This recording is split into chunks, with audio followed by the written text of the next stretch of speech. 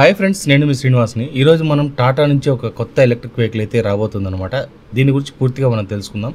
ఈ year ending కల్లా దీన్ని పూర్తిగా వివరాలు అయితే బయటికి రాబోతున్నాయి. దీని గురించి ఇప్పుడు ప్రస్తుతానికి కొన్ని లీక్ అయితే అయ్యాయి అనమాట. వాటి గురించి మనం ఈ వీడియోలో మాట్లాడుకుందాం. ఈ వీడియో మీకు నచ్చితే లైక్ చేయండి, షేర్ చేయండి, సబ్స్క్రైబ్ చేయండి ఫ్రెండ్స్. సబ్స్క్రైబ్ చేయడం మాత్రం మర్చిపోద్దండి. ఇంకా మనం ఆలస్యం చేయకుండా వీడియోలోకి వెళ్దాం.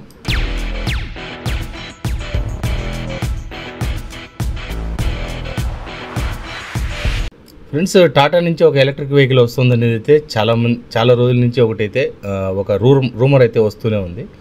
ఇది రూమర్ కాదండి, నిజంగానే ఆర్టికల్ కూడా ఉంది. మీకు నేను చూపిస్తాను, అది కావాలంటే మీకు క్లియర్గా. దీంట్లో ఈ టాటా నుంచి ఒక ఎలక్ట్రిక్ వెహికల్ అయితే వస్తుందన్నమాట. మీకు ఇవి వచ్చి నమూనా ఫొటోస్ అండి, ఇవి రియల్ ఫొటోస్ కాదు. చాలామంది ఈ ఫొటోస్ చూసుకొని అనుకుంటారు దీనికి సైలెన్సర్ ఉంది, దానికి అది ఉంది, దీనికి ఇది ఉందని అంటారు. దాన్ని మీరు కౌంటింగ్లోకి తీసుకోవద్దండి. వెహికల్స్ అయితే ఈ మాదిరిగా ఈ మోడల్స్ రావచ్చు అనేది ఒక నమూనా అనమాట. అంటే మీకు ఒక సింబల్ మాదిరిగా, ఒక ఎగ్జాంపుల్ మాదిరిగా అనమాట. మీకు చూస్తే అర్థమవుతుంది. ఈ మోడల్ అయితే చాలా అంటే చాలా బాగుంది. ఈ విధంగా వస్తే కనుక ఖచ్చితంగా స్పోర్ట్స్ లుక్లో చాలా బాగుంటుంది వెహికల్. ఇంకా మనం దీని స్పెసిఫికేషన్ గురించి మాట్లాడుకుందాం. ఇంకా ఫ్రెండ్స్, ఇది వచ్చి మనకు 4.2 కిలోవాట్ BLDC మోటార్తో అయితే వస్తుంది అనమాట. 3.5 కిలోవాట్ లిథియం అయన్ బ్యాటరీతో అయితే వస్తుంది. 15 మినిట్స్కు ఫాస్ట్ ఛార్జింగ్ అయితే సపోర్ట్ చేస్తుంది అనమాట. 0 to 80% మనకు 15 మినిట్స్లోనే ఛార్జింగ్ అయితే ఎక్కుతుంది. అలాగే ఫుల్ ఛార్జ్ చేయడానికి 1 అవర్ అయితే టైం పడుతుంది అనమాట. రేంజ్ పరంగా చూసుకుంటే 120 నుంచి 150 కిలోమీటర్స్ రేంజ్ అయితే క్లెయిమ్ చేస్తున్నారు. అలాగే రైడింగ్ మోడ్స్ చూసుకుంటే ఎకో, సిటీ, స్పోర్ట్స్ అయితే రైడింగ్ మోడ్స్గా ఉన్నాయన్నమాట. అలాగే ఇందులో మనకు సస్పెన్షన్ అండ్ బ్రేకింగ్ సెటప్ గురించి మాట్లాడుకుంటే ఫ్రంట్ సస్పెన్షన్ వచ్చి మనకు హైడ్రాలిక్ టెలిస్కోపిక్ ఫోర్క్ అయితే వస్తుందన్నమాట. రియర్ సస్పెన్షన్ చూసుకుంటే అడ్జస్టబుల్ మోనోషాక్ అయితే వస్తుంది. ఫ్రంట్ బ్రేక్ చూసుకుంటే మనకు 220mm డిస్క్ అయితే వస్తుంది. రియర్లో మనకు 130mm డ్రమ్ బ్రేక్ అయితే వస్తుంది అనమాట. టైర్ సైజ్ చూసుకుంటే మనకు 12 ఇంచెస్ ట్యూబ్లెస్ అలై వీల్తో అయితే వస్తుంది. అలాగే దీంట్లో స్మార్ట్ టెక్నాలజీ ఫీచర్స్ గురించి చూసుకుంటే బ్లూటూత్ ఎనేబుల్డ్ డాష్ బోర్డ్ అయితే వస్తుంది. అలాగే GPS based live location tracking and geo fencing ఉంటుంది. అలాగే remote lock unlock via app ఉంటుంది. యాంటీ థెఫ్ట్ అలారము, అలాగే USB mobile charging, voice assistant, navigation, over the air software update అంటే OTA అప్డేట్స్, ఇలాంటి ఫీచర్స్ అన్నీ కూడా దీంట్లో మనకు వెహికల్లో వస్తున్నాయన్నమాట. మోడల్స్ కూడా చూడండి, వీళ్ళు 4-5 మోడల్స్ అయితే దీంట్లో ఇవ్వడం అయితే జరిగిందనమాట. మోడల్స్ అయితే చాలా బాగున్నాయి. వీళ్ళు చూపించే మోడల్స్ అన్నీ కూడా ఎక్సలెంట్గా ఉన్నాయని చెప్పొచ్చు. కానీ వీళ్ళు మోడల్ నేమ్ కానీ ఇవన్నీ కూడా వీళ్ళు దీంట్లో పొందుపరచలేదన్నమాట. వెహికల్స్ అయితే కనుక అమేజింగ్ అని చెప్పొచ్చండి. చూడడానికి అయితే మంచి లుక్ ఉన్నాయి. ఇలాంటి వెహికల్సే వస్తే కనుక బెస్ట్ అని చెప్తాను. ఇప్పుడు చూపించే నేను ఈ మోడల్స్లో ఏదో ఒక మోడల్ అయితే వీళ్ళు ఖచ్చితంగా తీసుకురాబోతున్నారు అనమాట.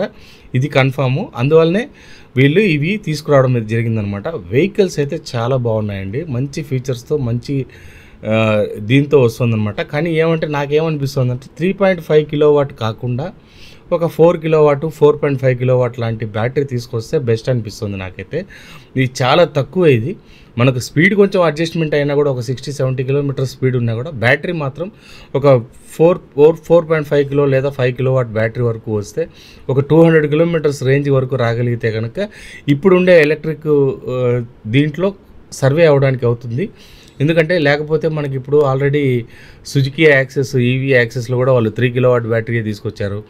అలాగే మనకు హోండాలో కూడా వాళ్ళు 3 కిలోవాట్ బ్యాటరీ తీసుకొచ్చారనమాట. దీనితో అంతా మనకు పెద్దగా రేంజ్ అయితే ఉండదండి. ఒక 80 కిలోమీటర్లు నుంచి 90 కిలోమీటర్ల వరకు రేంజ్ వచ్చే ఛాన్స్ ఉంటుంది, అంతకంటే ఎక్కువ రాదు. ఎందుకంటే చాలామంది స్విగ్గీ, జొమాటో యూస్ చేసుకునే వాళ్ళు, లేకపోతే వేరే దాంట్లకు వాడుకునే వాళ్ళు, కొంచెం లాంగ్ డ్రైవ్ చేయాలనుకునే వాళ్ళకు వెహికల్స్ ఇవి ఉపయోగపడవండి. కాబట్టి నేను చెప్తున్నది ఏమంటే ఎవరైనా కానీ ఎలక్ట్రిక్ వెహికల్స్ బయటికి రావాలని అనుకుంటే కనుక కొంచెం హెవీగా ఉండే బ్యాటరీని తీసుకురండి. అప్పుడే మనకు ఫీచర్స్ తగ్గినా పర్వాలేదు, బ్యాటరీ మాత్రం కొంచెం పెద్ద బ్యాటరీ తీసుకొని వస్తే అందరికీ ఉపయోగపడుతుంది. అందుకే నేను ప్రత్యేకంగా దీని గురించి చెప్తున్నానండి. నాకైతే వెహికల్స్ ఇవన్నీ చూడడానికి మోడల్స్ అయితే అన్నీ బాగున్నాయి. కానీ ఈ మోడల్స్ రాకపోవచ్చు, కానీ దీంట్లో ఏదైనా ఒక మోడల్ వచ్చినా కూడా సూపర్ అని చెప్పొచ్చు అనమాట. ఎందుకంటే అన్నీ అంత బాగున్నాయి చూడడానికి. కాబట్టి మీరు నా అభిప్రాయం అయితే ఇదండి. కొంచెం పెద్ద బ్యాటరీ తీసుకొని వస్తే బాగుంటుందని. మీరు చూసారు కదా, మొత్తం ఈ వీడియో చూసారు కదా, మీకు ఈ వెహికల్ నచ్చిందా లేదా, ఈ విధంగా ఉంటే బాగుంటుందా లేదా, మీ అభిప్రాయాలని నా కమెంట్స్ రూపంలో తెలియజేయండి.